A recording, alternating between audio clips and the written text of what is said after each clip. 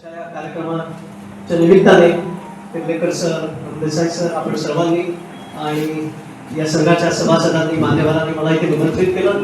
मी तुम्हा सर्वांचा ऋणी आहे आणि मला हे भाग्य लाभतंय की अशा एकापेक्षा एक पुरस्कार विजेत्यांना आज इथे सन्मानित करण्याचं भाग्य मला आज लाभतंय. याबद्दल मी तुम्हाला पुन्हा एकदा धन्यवाद देतो. मला आजच्या या कार्यक्रमाच्या दिवशी मला विषय सांगण्यात आला. अर्थात डॉक्टर म्हटल्यावर काहीतरी स्वास्थ्यासंबंधितच बोलायला पाहिजे. त्यात लहान मुलांचे डॉक्टर पण म्हणजे मी फक्त लहान मुलांबद्दल बोलायला लागलो किती जण म्हणतील की अरे आमची नातवंड मोठी झाली, काही जण म्हणतील आम्हाला व्हायचे, काही तर लहान लहान चिलीपिली पण इथे दिसत आहेत. पण त्यामुळे सगळ्यांना कॉमन असा स्वास्थ्याचा जो काही विषय असेल त्याविषयी बोलावा असं मला वाटलं. आणि त्यात स्वास्थ्य एवढं मोठं आहे पण छोटं खाली आहे नवी पिढी नवी आव्हानं.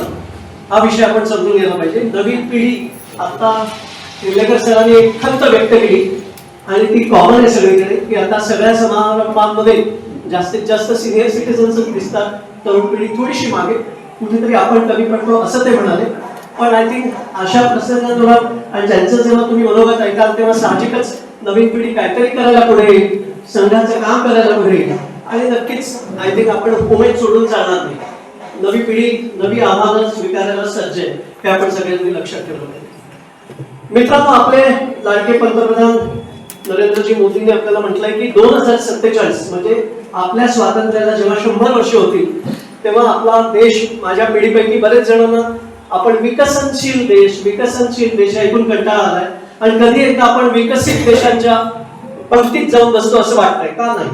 आणि त्यांनी म्हटलंय की जर कदाचित शक्य, इनफॅक्ट ते तर म्हणतात नक्कीच 2047 पर्यंत भारत हा एक विकसित देश होईल. आणि त्यासाठी महत्वाचे क्रायटेरिया असतात, काही हेल्थ पॅरामीटर्स असतात, जसे की न्यूनेटल मॉर्टॅलिटी म्हणजे नवजात मृत्यू दर असतो, इन्फंट मॉर्टॅलिटी 1 वर्षाच्या आतल्या मुलांचा मृत्यू दर, अंडर 5 मॉर्टॅलिटी म्हणजे 5 वर्षाच्या आतल्या मृत्यूचा दर, मॅटर्नल मॉर्टॅलिटी माता डिलिव्हरी नंतर दगावण्याचा दर, हे सगळे एक काही विशिष्ट निकष पाळायला लागतात. अनफॉर्च्युनेटली एक केरळ सोडलं तर बाकीची राज्य आपल्याला खूप मेहनत करायची आणि 47 आता फार लांब नाही, इट जस्ट 22 इयर्स आहे. त्यामुळे हे होऊ शकतं आणि हे शक्य आहे, त्या दृष्टीने आपण करतोयच काम. भारत बाकीच्या दृष्टीने फार छान आहे. कोविडचं वॅक्सिन जे भारताने विकसित केलं आणि त्याचं जे सगळ्यांना आपल्याला लसीकरण मिळालं, which was a big thing. एक जोरदार टाळ्या आपल्या देशासाठी फार मोठा टप्पा आपण घातला. कोविड वॅक्सिन बाकीच्या देशांनी अक्षरशः तोंडात बोटं घातली. Chandrayaan 3 was another thing. NASA अजूनही विचार करते कसं भारताला शक्य झालं.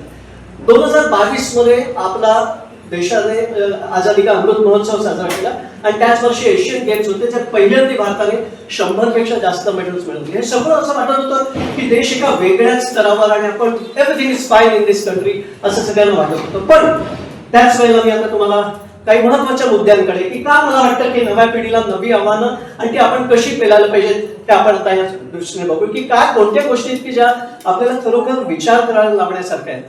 की हे सगळं होत असताना या कोविड हा एक संसर्गजन्य, म्हणजे मी तुमच्या बाजूला बसलो, मला कोविड आहे तर तुम्हाला होऊ शकतो, मला टीबी आहे तुम्हाला होऊ शकतो, पण असंसर्गजन्य रोग हे इतक्या भयानक प्रमाणावर वाढत आहेत की सांगायची सोय नाही. असंसर्गजन्य म्हणजे मला डायबिटीस असेल, तुम्ही माझ्या बाजूला बसलात म्हणून काही तुम्हाला डायबिटीस होणार नाही. तुम्हाला ब्लड प्रेशर असेल तर मी तुमच्या बाजूला बसलो म्हणून मला ब्लड प्रेशर होणार नाही. हे सगळे असंसर्गजन्य रोग आहेत आणि हे इतक्या भयानक गतीने वाढत आहेत जे आपल्या देशाला परवडणार नाही. त्यामुळे 2047 साली भरे माझा देश बाकीच्या निकषांवर विकसित देश म्हणत असेल, पण जर तेव्हा ही पिढी आजपासून 22 वर्षांनी म्हणजे आज जो 15 वर्षाचा आहे तो 22 वर्षांनी सक्षम तरुण असला पाहिजे, बरोबर की नाही. म्हणजे तो 47, 40 ते 50 ची ती पिढी असणार आहे. आणि जर ही पिढी अर्ध्यापेक्षा जास्त डायबिटीसने ग्रस्त असेल, ब्लड प्रेशरने ग्रस्त असेल, मानसिक आजाराने ग्रस्त असेल, व्यसनाधीन असेल तर काय होईल ह्याचा विचार करा. आणि हे सगळं दुर्लक्षलं जात आहे. आपण ह्या वेगळ्याच एका विश्वात वावरतोय की एव्हरीथिंग इज फाईन. आणि त्या दृष्टीने मला तुम्हाला काही 4-5 फिगर्स सांगतो आणि मग त्या दृष्टीने कशी आपण पावलं टाकायला पाहिजे त्याचाही विचार करूया. नंबर 1, आपला देश हा ऑलरेडी डायबिटीसची राजधानी झालेला आहे. चायनाच्या खालोखाल आपण आहोत. मी किंवा डॉक्टर प्रभू देसाई आम्ही जेव्हा बालरोग तज्ञ म्हणजे शिकत होतो तेव्हा मी एकही टाईप 2 डायबिटीस बघितला नाही लहान मुलांमध्ये. आणि आज 400 दर हजारामध्ये 100,000 1 लाखामध्ये 400 जणांना टाईप 2 डायबिटीस मुलांमध्ये लेस दॅन 25. भयानक परिस्थिती आहे. ओबेसिटी बद्दल आपण बघतो, स्थूलपणा हा आज 13% मुलांमध्ये, 17 मिलियन मुलं 2025 मध्ये ओबेस आहेत आणि त्यातले 50% ऍडल्ट्स होणार आहेत. आणि सगळ्यांना माहिती आहे स्थूलपणा, लठ्ठपणा हा प्रत्येक आजाराचं, मग तुम्हाला डायबिटीस असो, ब्लड प्रेशर असो की कोविडमध्ये माहिती आहे की सर्वात जास्त मृत्यूदर यांचा होता. त्यामुळे हे भयानक वाढणारं प्रमाण आपल्याला दिसतं. ब्लड प्रेशर तुम्हाला ऐकून कदाचित अचंबित व्हाल तुम्ही की आज एक मोठा शोधनिबंध प्रकाशित झाला. 10 ते 12 वयोगटातल्या 1/3 1/3 मुलांचं ब्लड प्रेशर जास्त निघालं. 1/3 10 ते 12 आणि 13च्या पुढच्या मुलांमध्ये ते 1/4 25% दिसले. दे आर नॉट हायपरटेन्सिव्ह, त्याला ब्लड प्रेशरच्या गोळ्या नाही, पण जेव्हा ते मेजर केलं गेलं तेव्हा ब्लड प्रेशर जास्त होतं. हे कशामुळे होत आहे?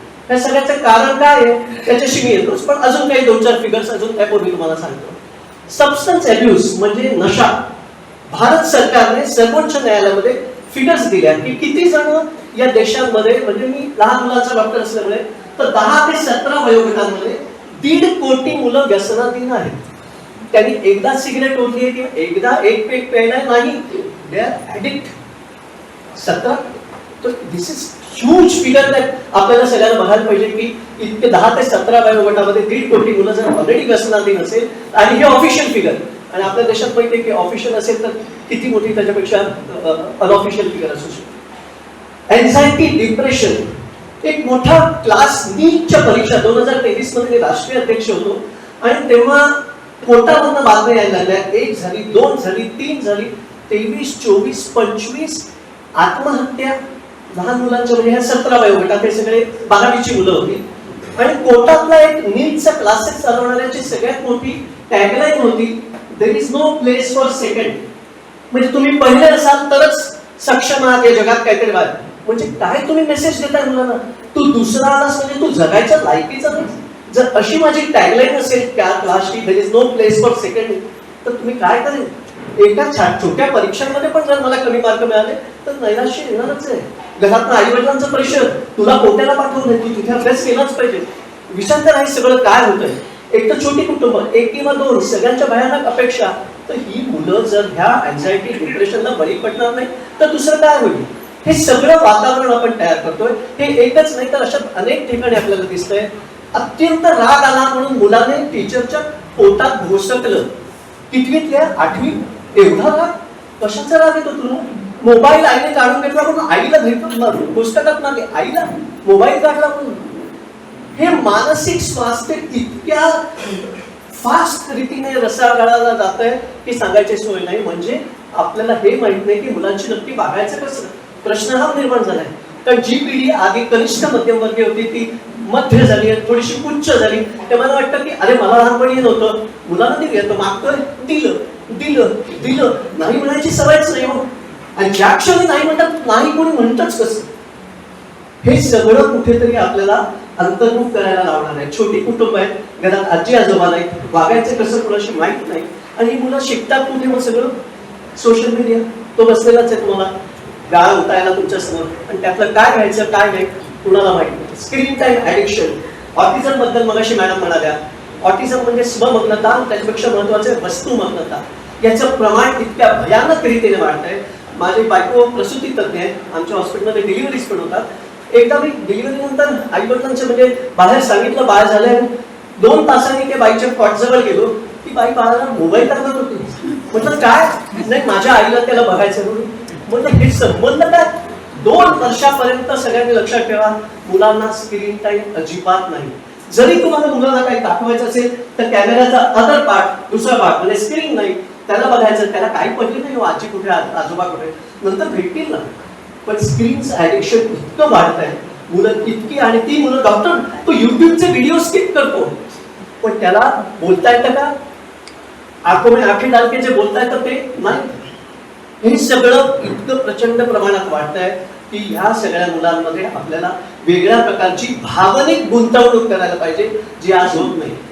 जे मूल आपल्या आत्याकडे, मावशीकडे, आजोळी, कुणाच्याही घरी जाऊन काकू काय केलं तुमच्याकडे म्हणू शकतं, राहू शकतं, त्यांनाही वाटतं हे मूल माझ्याकडे यावं, राहावं, त्या मुलांना कधीही प्रॉब्लेम येणार नाही. मला आठवतं माझ्या लहानपणी माझ्या मावशीचं घर म्हणजे लिटरली एवढीशी खोली होती, पण तिथे जायला आम्ही भांडायचो. इतकं प्रेम मावशीकडनं मिळायचं, आम्हाला काही फरक पडायचा नाही. टॉयलेट इतकं लहान होतं, मीही मुंबईत वाढलेलो मोठा झालेलो होतो, घरात टॉयलेट आतमध्ये होतो, पण नाही, प्रेम माहिती होतं आणि कुठेही ऍडजस्ट करायची. सतरंजीवर झोपा, खाली झोपा, की आता आज 5 स्टार मध्ये झोपा, काही फरक पडत नाही. ही सवय जर तुम्ही मुलांना केली नाही, हे असं च लागतं, तो च आला तिथे सगळा प्रॉब्लेम आला. आणि ह्या नव्या पिढीला त्या च पासून आपल्याला वाचवायचं नाही. हो जाऊ दे, आमच्या वेळेला मिळाला नाही ना, त्याला मिळतोय, त्याला मिळतो. अरे पण काय, मुलांचे लाड कितीपर्यंत की त्यांना मिळालेलं म्हणजे तुम्ही त्यांचं शिक्षण उत्तम करा, त्याबद्दल वादच नाही, पण त्यानंतर तुमच्या जबाबदाऱ्या सांगतात हे लक्षात ठेवा. आणि ती आव्हानं त्यांना स्वतःलाच स्वीकारायला आपल्याला सज्ज करायचं. आणि शेवटी सगळ्यात सबस्टन्स सर्व्हिस पोल्युशन बद्दल काय म्हणाल्या, तोही महत्वाचा इश्यू. अर्थात रत्नागिरीमध्ये नाहीये, पण आज सगळ्यांना माहिती आहे की इतक्या प्रचंड प्रमाणात आज जगामध्ये 2000 मुलं दरवर्षी केवळ प्रदूषणामुळे देवाघरी जातात. 2000 मुलं दरवर्षी. हा एक सायलेंट किलर आहे, हा पटकन लक्षात येत नाही. हळूहळू हळूहळू होणाऱ्या गोष्टी, जसं डायबिटीस आहे, ब्लड प्रेशर आहे, हळूहळू. आज मला डायबिटीस झालं, उद्या काही मी वर जातो असं होत नाही. जसं स्ट्रोक, हार्ट अटॅक मध्ये होऊ शकतं तसं तिथे होत नाही. These are all silent killers. आणि हे नॉन कम्युनिकेबल डिसीज कशामुळे वाढले, आता आपण या सगळ्याच्या मूळ कारणाकडे येऊया. आणि मी 1-2 महत्वाच्या गोष्टीच सांगणार आहे, कारण फार मोठा याचा विषयाचा आवाक आहे. पण आज आपल्याला महत्वाचं आहे की त्या गोष्टी जरी तुम्ही लक्षात ठेवलं तरी माझी ही रत्नागिरीची भेट सुफल पूर्ण झाली अशी मानू. 1974 साल अमेरिका, तिथे एक विसामध्ये एक मूल हे स्थूल होतं, विसामध्ये एक. 1974 साल भारत, 1974 साल इंडोनेशिया, 1974 साल सगळीकडे बऱ्यापैकी गोष्टी चांगल्या होत्या. कोणी जास्त कुठले आजार आहे, diabetes, blood pressure, cancer. Cancer बद्दल बोलायचंच राहिलं, कॅन्सरचं प्रमाण इतकं वाढलेलं आहे. 3 सगळ्यात महत्वाचे कॅन्सर म्हणजे प्रोस्टेट, ब्रेस्ट आणि कोलोरेक्टल कॅन्सर म्हणतात, आतड्याचा कर्करोग. यांचं प्रमाण आज पूर्वी तो 50च्या 60च्या पुढे व्हायचा, 50च्या 40च्या आज 30च्या, जे आतापर्यंत कधीही बघितलेलं नाही. त्याचं कारण मी तुम्हाला सांगणार आहे की 30 ते 40 मध्ये आज कॅन्सर व्हायला लागले तरुणांना. म्हणून मी म्हणतोय मला 2047चा जो विकसित भारत आहे तो नुसता विकसित in terms of economic prosperity नको आहे, तर तो स्वास्थ्यवर्धक आपल्याला ती पिढी करायची. 74 सालाबद्दल सांगत होतो. त्याच्यात आणि आता फरक काय आहे, तर पहिल्यांदा सगळ्यांना वाटलं सगळे प्रॉब्लेम झाले साखरेमुळे. त्यामुळे a bitter truth about sugar म्हणून एक जॉन ब्युरिकिनने पुस्तक लिहिलं, जगभर गदारोळ झाला. साखर साखर साखरेमुळे सगळे आजार, स्थूलता वाढतीये, डायबिटीस वाढतोय, ब्लड प्रेशर, सगळं साखरेमुळे. पण मग लगेच त्याचा प्रतिवाद करण्यात आला, छे साखर अजिबात नाही. हे प्रतिवाद करणारी कोण, तर कोका कोला कंपनीचा जो अधिकारी होता त्याने पेपर पब्लिश केला की साखरेचा काही याच्याशी संबंध नाही, सगळं बागडलं, साखर नाही. मग साखर नाही मग कोण, पुन्हा सगळं वाढतंय. तर fat fat fat fat fat मेद, चरबीयुक्त पदार्थ. त्याच्यामुळे मग अमेरिकेने आपल्या पदार्थांमधली चरबी कमी करायचं प्रमाण 40%, 35%, आज 30% पर्यंत आपल्याला अलाउड आहे. म्हणजे आपण सगळ्यांना 1 चमचा तूप रोज चालू शकेल, बाकीचं आपण जेवणात वापरतो तेवढं. पण तुपाचं प्रत्येक वेळेला अगदी भक्षण वरण भातावर, मोदकावर, पुरणपोळीवर जे चालतं, जे घट्ट तूप म्हणतो ते 1 teaspoon is fine for a day आपल्याला सगळ्या ऍडल्ट्सना. तर तूप पण नाही, साखर पण नाही. मग आता लक्षात येतंय की ह्या सगळ्या मागे आहे तो आहे अल्ट्रा प्रोसेस फूड, म्हणजे अतिरेकी रासायनिक प्रक्रिया केलं गेलेलं अन्न.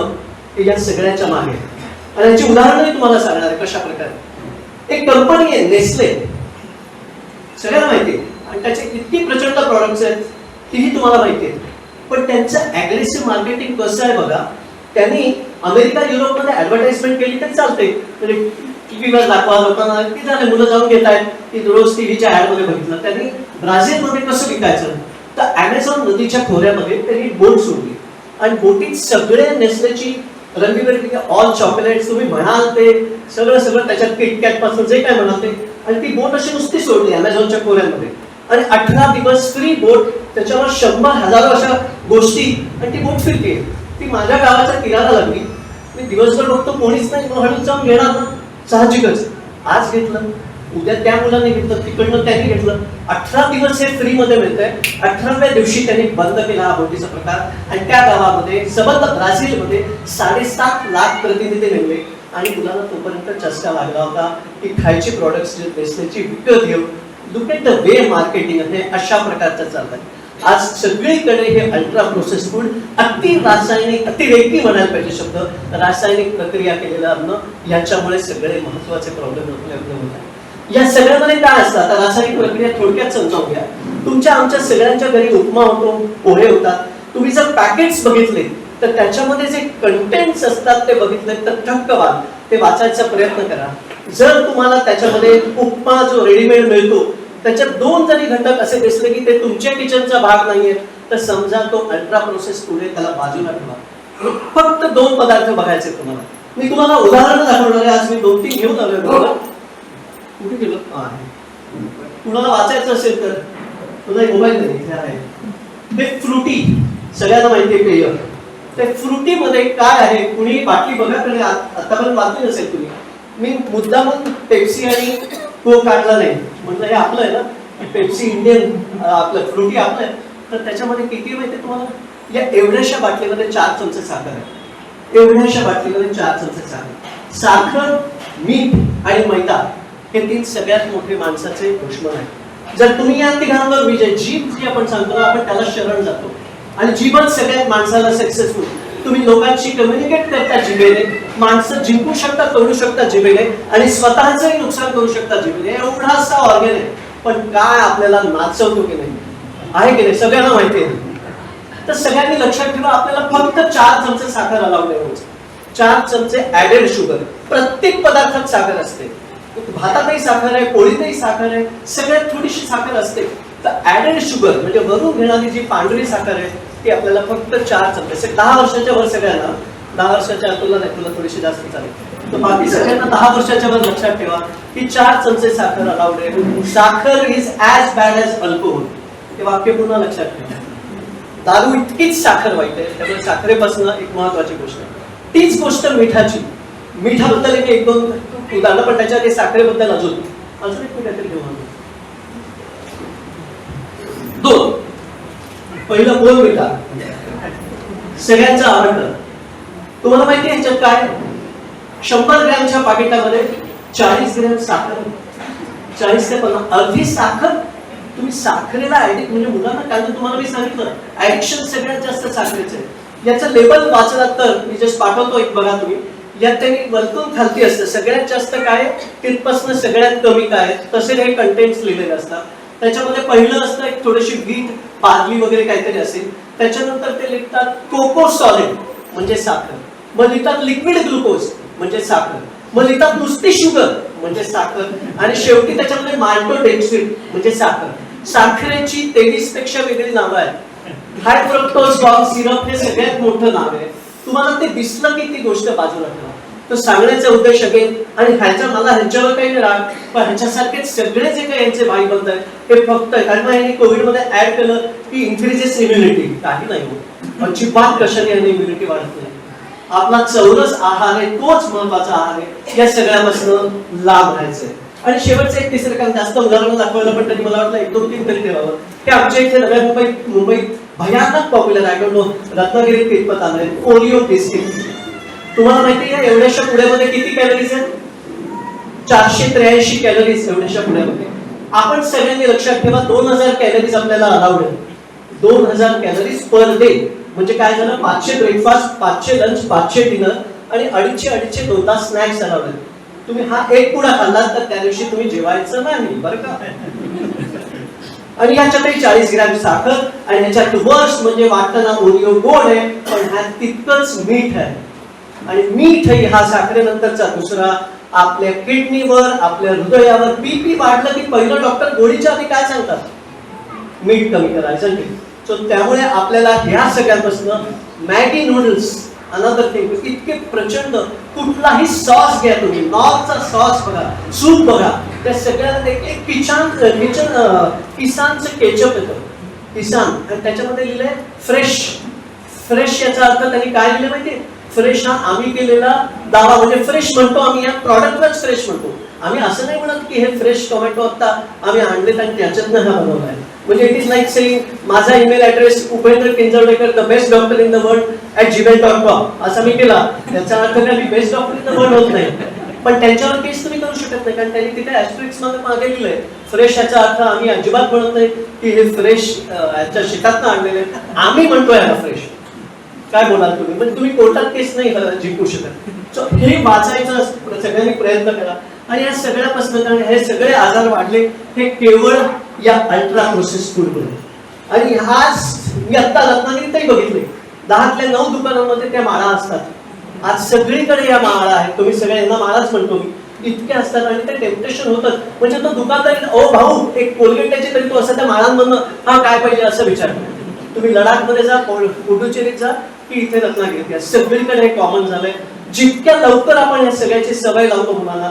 आणि म्हणून आज आम्ही बालरोग तज्ञ सांगतो 6 महिन्यानंतर शक्यतो मुलांना जे आपण पूरक आहार देतो, 6 महिने ब्रेस्ट फिडिंग आहे, 6 महिन्यानंतर परत 1.5 ते 2 वर्षापर्यंत साखर, मीठ आणि मैदा पूर्णपणे बंद. कारण यांचं प्रचंड ऍडिक्शन होतं. मग डॉक्टर गोड कसं मिळेल? अहो बटाटा द्या ना, रताळा द्या ना, केळं द्या ना, आंबा द्या ना, चिकू द्या ना, पपई द्या ना, झाली साखर मिळाली. अजिबात ऍडेड शुगरची गरज आपल्याला पुन्हा नाही, गरज नाहीये. साखर जर खाल तर त्याच्याबरोबर विटामिन मिनरल पाहिजे. म्हणजे ऍपल मधली साखर, आंब्यातली साखर ठीक आहे, डायबिटीसला नाही, पण बाकीच्या सगळ्यांसाठी. त्यामुळे तिथनं घ्या तीच गोष्ट मिठाची. मीठ 1 चमचा अलाउड आहे सगळ्यांना, 1 चमचा ऍडेड सॉल्ट ऍडेड. प्रत्येक पदार्थात स्वतःचं मीठ असतं. तुम्ही घातलं तर दिवसभरात फक्त 1 चमचा अलाउड आहे. त्यामुळे हे साखर, मीठ आणि मैदा तर गरजच नाही. तर अल्ट्रा प्रोसेस फूड म्हणजे काय? हे इंडस्ट्रियली प्रोड्युस्ड असतं. आणि यांचा एक आणि केवळ एकमेव उद्देश आहे तुम्हाला त्याची चटक लावणं, तुम्हाला त्याचं आदी बनवणं. जो पदार्थ जिभेवर कमीत कमी वेळ राहतो आणि पोटात जातो तो तुमच्यासाठी हानिकारक. आपल्याला जे शिकवलं गेलं 32 वेळा एखादा घास चावायचा, ते का सांगितलं गेलं? तो पदार्थ राहू दे. भाकरी तुम्ही अशी ठेवली आणि गिळली होऊच शकत नाही. चावत राहा चावत राहा चावत राहा, थोड्या वेळाने ती गोड पण टाकायला लागते. स्टार्च नंतर मिळतच आपल्याला काय वाटतं. पण हेच मी फ्रुटी धडक पिऊ, 1 मिनिटात पिऊ शकतो. इंडिगो कंपनीशी माझा वाद झाला. ITC म्हणून एक कंपनी आहे, इंडियन टोबॅको कंपनी.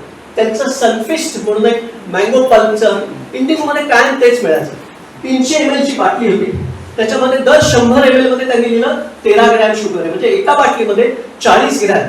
म्हटलं मला दिवसाला 25 अलाउड आहे, हे 40 घेऊन मी करू काय? म्हणून त्यांना लिहिलं. तर त्यांनी काय उत्तर द्यावं? तुम्ही 100 ml प्या, 200 टाका ना. अशी त्यांच्याकडे उत्तर द्या. आम्ही तुम्हाला थोडीच पूर्ण बाटली प्यायला देणार आहे 300 ml तुम्हाला. तुम्ही बसलाय विमानात, काही करणार काही नाही, दुसरं घेतोय परत रिटर्न फ्लाईट मध्ये घेतोय, झाली म्हणजे 80 ग्रॅम तिथेच साखर. परत तिथे गेल्यावर चहामध्ये झाली, जेवणात झाली, होणार ते ती साखर जाणार कुठे? It's very difficult to metabolise sugar. आणि म्हणून आपल्याला सगळ्यांना या सगळ्यापासून लांब राहायचं आहे. साखर, मीठ, मैदा आणि हे अल्ट्रा प्रोसेस फूड हे सगळे सिरीज आणि ते शांतपणे काम करतात. कोलोरेक्टल कॅन्सर मी म्हटलं, सबंध जगामध्ये तुम्ही कुठलाही आज AI ला विचारून बघा, are colorectal cancer increasing and what is the age group happening. हा का 30शीत व्हायला लागला, हा का 40शीत व्हायला लागला? हीच पिढी 10 वर्षापूर्वी हे सगळं खायला चालू झालं. तुम्ही पेपी घ्या, चिप्स घ्या, कुरकुरे घ्या, मॅगी घ्या, हे सगळे अल्ट्रा प्रोसेस फूड आहेत. जे काही पॅकेटमध्ये मिळतं आणि जे काही हवाबंद बाटलीत मिळतं ते सगळं आपल्या आरोग्यासाठी हानिकारक आहे. हे एवढं आपल्या नव्या पिढीला जर सांगता आलं तर इट्स मोर दॅन इनफ. या सगळ्यापासून मग कधीच खायचं नाही का? नाही, कधीतरी. म्हणजे मी भुकेने मरत असेल तर मी म्हणणार नाही मग मी ते ओरिओ बॉक्स तर पूर्ण नाही खाईन. म्हणजे नाही, विल टेक केअर की माझे 500 कॅलरीज तिथे झाले, मग मी रात्री काय खायचं. त्यामुळे जेवताना सगळ्यांनी एक महत्वाची गोष्ट, इतका सिंपल नियम आहे, अर्ध ताट हे तुमचं भाज्या आणि फळांनी भरलेलं पाहिजे. There is no choice. आणि पूर्वी आम्ही फ्रुट्स अँड व्हेजिटेबल्स एका दमात म्हणायचो. असं वाटायचं फळं आणि भाज्या एक आहेत. नाही, सगळं चेंज झालं. आता भाज्या आणि फळ म्हणजे आपल्या सगळ्याला परत 10 वर्षाच्या पुढे 400 ग्रॅम रोज भाजी खाल्ली पाहिजे आणि 100 ग्रॅम केळं. एक मीडियम साईज केळं हल्ली 100 ग्रॅमचं असतं, तेवढं मोर दॅन इनफ आहे. पण भाज्या 400 ग्रॅम, त्यातल्या अर्ध्या या शिजवलेल्या आणि अर्ध्या या बाकीच्या. आज मी पटकन कुठल्या शाळांमध्ये जातो ते मला 10 पालेभाज्यांची नावं सांग, 1 आणि 2च्या पुढे लोकांना येत नाही. अहो डॉक्टर, आमच्याकडे सगळ्यात जास्त प्रभुदेसाई सर सांगतील, सगळ्यात जास्त पोटदुखीचे पेशंट येतात. त्या सगळ्यांमध्ये 99%, मग ती रत्नागिरी असो की नवी मुंबई असो, मुलांचं पोटदुखीचं कारण असतं कॉन्स्टिपेशन. कॉन्स्टिपेशन म्हणजे रोजच्या रोज शौचाला साफ न होणं. आणि ह्याचं कारण काय? परत तेच, हे हवाबंद फूड. या सगळ्यामध्ये 0 फायबर असतं. आपल्यापैकी जे कोणी नॉनव्हेज खात असाल त्यांनी लक्षात ठेवावं, कोलोरेक्टल कॅन्सर्स नॉनव्हेज वाल्यांचे वाढू शकतात. प्रत्येक नॉनव्हेज मध्ये 0 फायबर आहे. जितका तुम्ही नॉनव्हेजचा घास खाल तितकंच तुम्हाला टोमॅटो, काकडी, कांदा, गाजर, बीटरूट, मुळा यापैकी खाल्लंच पाहिजे. तेवढे इक्वल घास. इथे एक अंड खाल्लंच, तिथे बरोबर एक टोमॅटो खा, काय हरकत नाही. तिथे गाजर खा. सो ऑलवेज म्हणून आपण सलाड इतकं महत्वाचं आहे, अर्ध्या कच्च्या अर्ध्या शिजवलेल्या. आणि सगळ्यात महत्वाचं शेवटचं वाक्य की बटाटा ही भाजी नाही. फक्त बटाट्याची भाजी खातो ना. अहो कोणी सांगितलं बटाटा हा फक्त कुठल्याही डिशला, आता सगळ्या गृहिणींना माहिती आहे की तुम्ही त्याला थोडंसं डेकोरेटिव्ह स्वाद ऍडिशनल म्हणून ठीक आहे, पण बटाट्याची भाजी खातो म्हणून एखाद्याने भाजी खाल्ली पूर्णपणे चुकीचं आहे. पालेभाज्या, फळभाज्या आणि सलाडच्या भाज्या या सगळ्या आपल्या जेवणात असायला पाहिजे. एक शेवटचा सगळ्यात महत्वाचा खाण्याबद्दलचा मुद्दा, आणि तो म्हणजे आपल्या सगळ्यांच्या पोटामध्ये समथिंग कॉल्ड एज हेल्थी गट मायक्रोबायोटा म्हणून असतो. म्हणजे एक सूक्ष्म जीव असतात ज्या जितक्या आपल्या शरीरात पेशी आहेत तितक्या किंवा त्याच्यापेक्षा जास्त हे सूक्ष्म जंतू आपल्या शरीरात काम करतात आणि ते आपल्या शरीराला निरोगी ठेवण्याचं काम करतात. आणि हे सगळे आहेत मी जे तुम्हाला सांगितलं ह्याच्यामध्ये there is something called as emulsifier किंवा डिटर्जंट. डिटर्जंट काय करतो आपल्याला सगळ्यांना माहिती आहे, हा लिटरली आतडं धुवून काढतो आणि या सगळ्या सूक्ष्म जे चांगले सूक्ष्म जंतू आहेत त्यांना सगळ्यांना बाहेर पाठवतो. आणि जे अनहेल्दी गट मायक्रोबायोटा आहेत ते वाढतात आणि त्याच्यामुळे कंप्लीट आपली रोग प्रतिकार शक्ती कोलमडून पडते. आणि हे केवळ फक्त होतं ते आपण कच्च्या पालेभाज्या, फळं यांच्यापासून. फळांचा आणि भाज्यांचा जो भाग आपल्याला कॅलरीज देत नाही तो भाग म्हणजे हे फायबर. मग फायबर महत्वाचं का, रोज पोट साफ करायला ते महत्वाचं आहे. आणि हे सगळे अहो घरात आपल्या मांजर आहे, कुत्रा आहे, त्यांना आपण रोज खायला देतो की नाही, की हो ओके त्याचं झालं की नाही ते बघतो. मग आपल्या शरीरातल्याच या कोणत्यामध्ये बॅसिलांची काळजी कोण घेणार, हेच शेवटी तारक आहेत शेवटी. आणि ती कोणत्यामध्ये संख्येने त्यामुळे 40, 50, 60 जशी जवळ जवळ यायला लागली तुमचं आहारातलं भाज्यांचं प्रमाण प्रचंड वाढवा, फळांचं प्रमाण वाढवा. माणूस भात, पोळी, भाकरी या सगळ्याशिवाय राहू शकतो, पण भाज्या आणि फळांशिवाय राहू शकत नाही. हे सगळ्यात महत्वाची गोष्ट. दुसरा एक महत्वाचा मुद्दा मांडला होता ते मानसिक स्वास्थ्य आणि मुलांबद्दल मी नीट बद्दल बोललो होतो की जे कोट्यामध्ये जातात, हे कसं अवॉइड करता येईल. सगळ्यात महत्वाची गोष्ट मानसिक स्वास्थ्य राहायचं असेल तर आपल्या मुलांची दुसऱ्या मुलांच्या परफॉर्मन्सची कधीही कंपॅरिझन करू नका, कधीही नाही. तो त्याच्या जागी, ती त्याच्या जागी. तुला किती मिळाले, अच्छा मग त्या मिलिंदला किती मिळाले, ते गुरुला किती मिळाले, आणि त्या प्रणिताला किती. अहो तुम्हाला काय करायचं त्या मिलिंदला, गुरुला आणि प्रणिताला किती मिळाले, ते निवडू. तुमचा हा मुलगा आहे ना, मग त्याने पण तुला गेल्या परीक्षेत 60 होते, या परीक्षेत 65 वर आलायस, खूप छान. आता पुढच्या वेळेला अजून प्रयत्न कर. कंपॅरिझन करायची ते आपल्या अर्लियर परफॉर्मन्सची, नेव्हर विथ पियर्स. हा जर महत्वाचा मंत्र सगळे शिक्षक शिकले, सगळे आई वडील पालक शिकले तर मला वाटतं मुलं आयुष्यात जे नैराश्य, अपयश यांना जे सामोरं, जर तुम्ही त्याची सवय केली नाहीत ना तर मुलं अजिबात अपयशाला सामोरं जाऊ शकत नाही. ज्या पहिलं अपयश येतं तेव्हा कोलमडून पडतात. असं होतच कसं, कारण घरातून आधीपासून तुम्ही आपण त्याची प्रिपरेशन केली नाही. तेव्हा आपल्या सगळ्यांची ही सामूहिक जबाबदारी आहे की कुणालाही मार्क विचारताना तुला आधी किती होते, तुझा नंबर किती आला, हे म्हणायची गरज नाही. So you do your best. हे झालं तुझे वडील डॉक्टर म्हणजे तू डॉक्टरच होणार ना. हे कमेंट इतकी साधी वाटते, पण कुठेतरी तुम्ही त्या मुलाला, अरे त्याला वाटत असेल मी उत्तम शेतकरी व्हावा, पण तुम्ही कुठेतरी त्याला एक इनडायरेक्ट डोक्यात घालून दिलंय. नाही म्हणजे समाज माझ्याकडनं काय अपेक्षा करतोय, अच्छा वडील वकील म्हणजे मला व्हायलाच पाहिजे. अजिबात नाही. इतकी क्षेत्र ओपन झाली आणि प्रत्येक क्षेत्रात प्रगती करायची संधी आहे. आपल्या देशात भरपूर आहे, बाहेर आहे. आणि आय एम शुअर की हे जर फाउंडेशन पक्क असेल तर ही मुलं कुठल्याही क्षेत्रात कशाही प्रकारे आहारात गगनात विहार करू शकतात. त्यामुळे कधीही नाही. आणि आपल्या सगळ्यांचे थॉट्स, फिलिंग्स आणि ऍक्शन हे एकत्र लक्षात घ्या. हा प्रकार की पहिला मनात येतो तो विचार, त्याच्यानंतर येतं ते फिलिंग आणि त्याच्यानंतर येते ती ऍक्शन. एक उदाहरण सांगतो. समजा 2 जण आहेत, रोहित आणि विराट, आणि दोघांनाही कॅप्टन व्हायचं. आता दोघे आता निवृत्तीच्या उंबरठ्यावर खरे पुढचे, पण हे मी आता काल्पनिक रोहित आणि विराट घेतो. आणि त्यातल्या रोहितला कॅप्टन केलं जातं आणि विराटला नाही.